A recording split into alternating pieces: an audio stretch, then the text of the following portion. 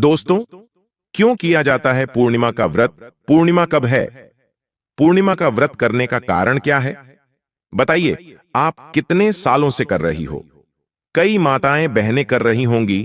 पूर्णिमा का व्रत एक समय फलाहार करती है, एक समय भोजन करती है।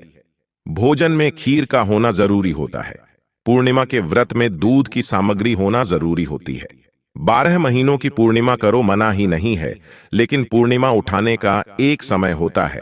चैत्र के महीने की जो पूर्णिमा होती है, चैत्री पूर्णिमा पहली पूर्णिमा मानी जाती है।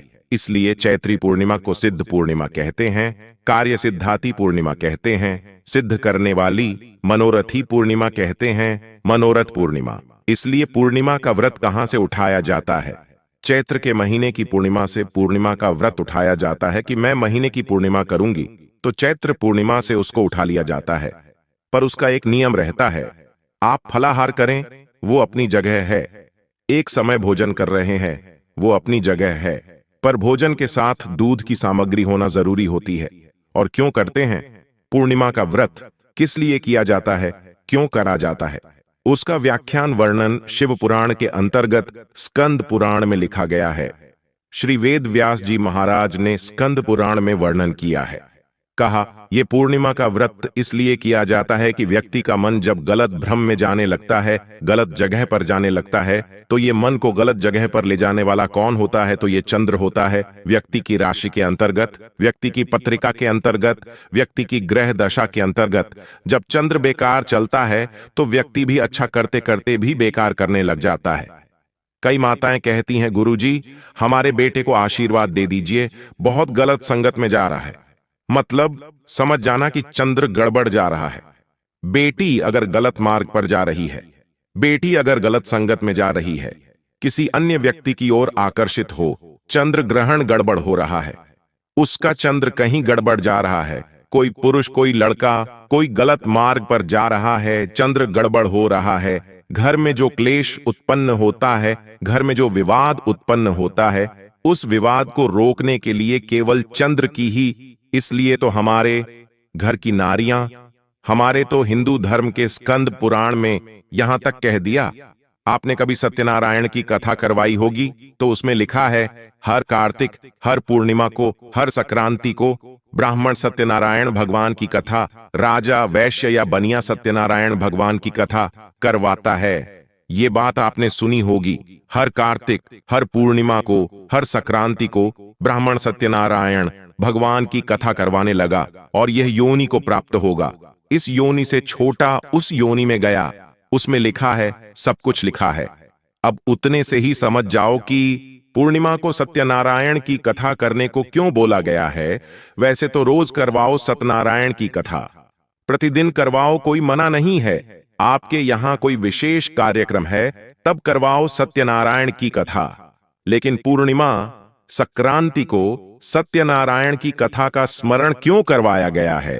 क्योंकि पूर्णिमा के दिन अगर यह भगवान का व्रत रख लेगी, पूर्णिमा के दिन अगर यह खीर का प्रसाद बना लेगी, थोड़ा सा दूध की कुछ सामग्री बना लेगी, फिर भगवान को भोग लगा देगी, भले ही सत्यनारायण भगवान के भाव से बनाए, पर पूर्णिमा के दिन ये कोई उपवास रखेगी या कोई सामग्री बनाकर भगवान की पूजन कर लेगी, तो इसके घर में जो अशांति है शांति में बदल जाएगी। इसीलिए कई घरों में आज भी सत्यनारायण भगवान की पूजन हर पूर्णिमा को करती है। माता किताब लेकर बैठ जाती है, तुरंत तुरंत उन्हें ऑफिस जाना, कहीं काम पर जाना, और तुरंत तुरंत उसने जल्दी जल्दी उठ गए, कलश रखा, और कलश अगर नहीं भी रखे तो भी भगवान का पूजन करा के ब्राह्मण देवता को बुला लेगी। ब्राह्मण नहीं भी आएंगे तो खुद कर लेगी, पर करती जरूर है, पंजीरी बनाएगी, कुछ भी करेगी, पर करेगी जरूर, क्योंकि उसका मन लग गया उसमें। मतलब पूर्णिमा को उसको ये करना है।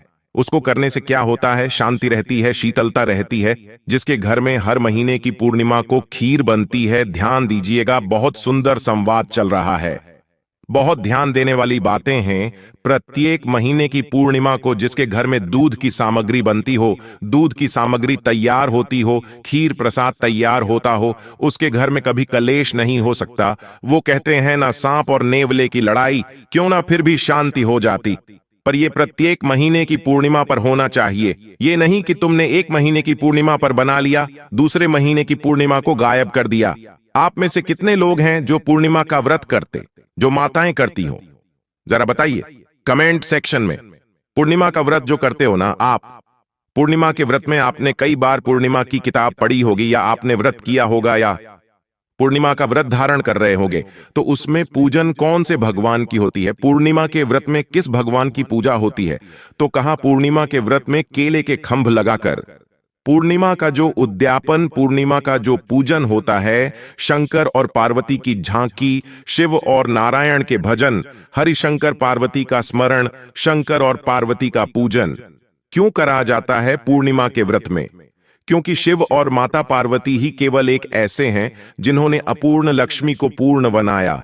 किसको पूर्ण बनाया? लक्ष्मी को। शरद पूर्णिमा के दिन अगर आप शंकर भगवान को एक लोटा जल अगर शिव जी को समर्पित कर रहे हो, सफेद पुष्प को रखकर शंकर जी के ऊपर सफेद फूल को चढ़ाकर अगर एक लोटा जल पात्र शंकर को समर्पित कर रहे हो, तो ये लक्ष्मी के लिए ही तो कर रहे हो। और कौन सी लक्ष्मी? पूर्ण लक्ष्मी। आपको पहले भी कथा में कहा, एक बार भगवान विष्णु के सामने लक्ष्मी मैया ने बहुत तेज स्वर में कह दिया था, नारायण, दुनिया के लोग आपका नाम जपते हैं, दुनिया के लोग नारायण नारायण करते हैं, दुनिया के लोग आपका भजन करते हैं, पर सत्य मायने में कहूं ना तो मेरे बिना दुनिया नहीं चल सकती, ये संसार मेरे बिना नहीं चल सकता, तेरे बिना नहीं रह सकता। भगवान शंकर ने कहा, यह तो गलत है तुम्हारा कहना लक्ष्मी। लक्ष्मी जी को अहंकार आ गया।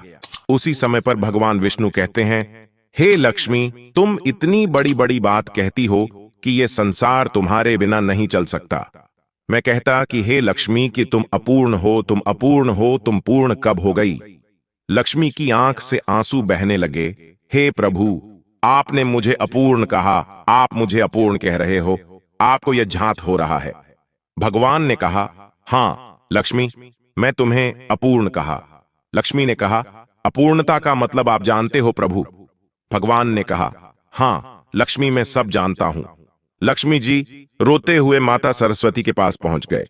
सरस्वती जी ने पूछा, क्या बात है लक्ष्मी, क्यों रो रही हो? लक्ष्मी जी ने कहा, क्या बताऊं सखी, मेरे पति ने मुझे आज अपूर्ण कह दिया।